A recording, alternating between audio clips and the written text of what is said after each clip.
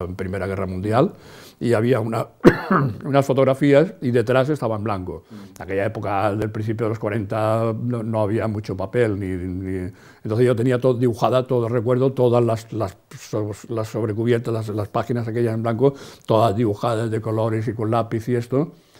Y empecé mis pinitos pintando con óleo, nunca estuve en una academia para aprender a pintar, soy totalmente autodidacta. Y siempre he escrito novelas y poemas, en fin. Entonces seguí pintando, estuve un tiempo aprendiendo a tocar la guitarra flamenca. Estuve en un pueblo donde había una comunidad de gitanos flamencos muy importante. Entonces había el Diego del Gastor, que es para mí el mejor tocador de guitarra que ha habido de flamenco, gitano. Y había muchos americanos allí en este pueblo que venían de California precisamente para aprender a tocar la guitarra. Ha habido un americano que había escrito varios libros sobre este señor, sobre los gitanos.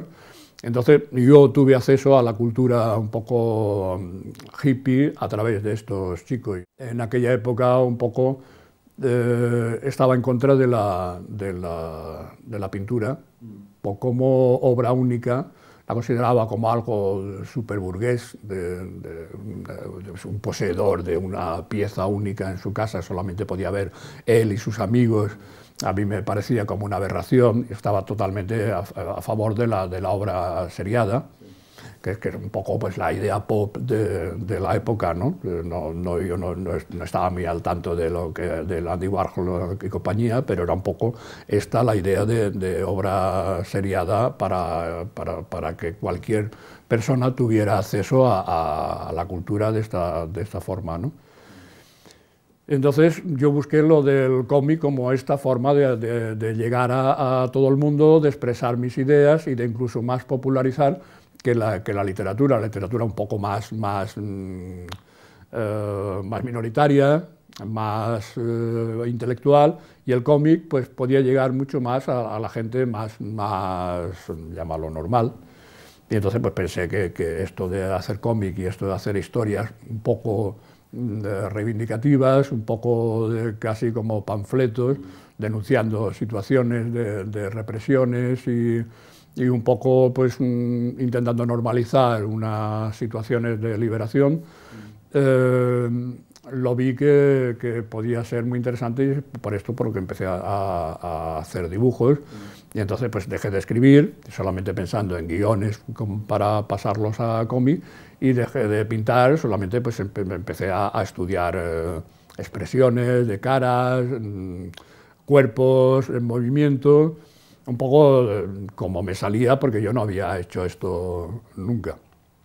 Un poco al principio un poco más embarado, hasta hoy en día que tampoco es que domine mucho lo de la perspectiva y el cuerpo humano, porque nunca lo estudié. Aquí a Cataluña ha venido siempre toda la gente de los países pobres, sobre todo de Andalucía, de Extremadura, para buscar trabajo en las empresas, las fábricas textiles que había, o como hoy en la construcción o en los invernaderos. Antes veníamos de Andalucía. Entonces, esto durante los años 40, durante los años 50, incluso había problemas. Si te cogía la policía, tú venías aquí como migrante, te cogía la policía, si tenías familia aquí, te podías acoger con la familia y vivir aquí. Pero si no tenías familia, te metían en una especie ahí en Montjuïc, una especie de cárcel o algo así, te tenían retenido y te devolvían a tu sitio de origen. Esto en los años 40, luego ya fue evolucionando, pero los 40, 50, primeros emigrantes a Cataluña, o bien tenían familia y se quedaban, o bien no tenían familia, entonces eran devueltos a Andalucía. Sí había mucho ambiente de musical, había muchos grupos de música moderno y esto, influenciado por la música que se oía en Sevilla en aquella época, traída por los soldados americanos que estaban en la base de Morón, de Sevilla. Entonces esos soldados consumían Jimi Hendrix, todo esto, consumían una música que era desconocida en esa época en España, entonces intercambiaban con chicos de allí de Sevilla discos, y entonces en FM, en la radio, se ponía este tipo de música, con lo cual la cultura musical de Sevilla y de Barcelona, por otras circunstancias, era como lo más moderno de España. Entonces yo me vine aquí a Barcelona y como maestro, estuve un año de maestro, conocí a Mariscal y a una serie de dibujantes que entonces estudiaban diseño, y decidimos hacer una especie de comuna. Hicimos una comuna donde vivíamos como 6 o 8 dibujantes, fotógrafo, pintor. Hay un artista muy conocido, se llama Muntadas, artista conceptual español, estaba en Estados Unidos, y tenía una casa, y era amigo de uno de los chicos amigos nuestros, y dijo, hay una casa allí enfrente que está muy bien para alquilar. Entonces la alquilamos, yo dejé el magisterio, la carrera, y nos fuimos a vivir todos y empezamos a publicar estos especies de cómics que nosotros mismos nos editábamos, porque para ser realmente el concepto underground debía de reunir 3 condiciones. No pasar censura, es decir, ser totalmente de creación libre, ser autofinanciado por los mismos que lo hacíamos y ser distribuido también por nosotros mismos. Es decir, eliminar a la distribuidora oficial, eliminar la editorial oficial y estar libre de censura. Entonces, pues esto era un poco difícil. Nosotros no reuníamos todas estas condiciones, excepto en un TVO que yo saqué, se llamaba La Piraña Divina.